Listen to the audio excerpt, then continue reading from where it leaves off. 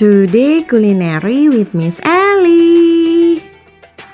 Hari ini aku mau ngajakin kalian makan ayam goreng yang katanya mirip Albaik di Surabaya. Namanya Almas Fried Chicken. Bisa dijadikan alternatif makan dengan menu ayam goreng tepung. Ayam goreng tepung yang digoreng dengan begitu renyah dan berbumbu rempah khas cita rasa Timur Tengah.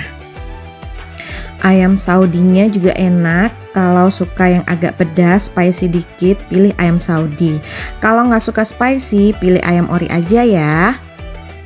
Saus garlicnya aku juga suka. Sambal bawangnya pedas tapi nggak ganggu sih pedasnya.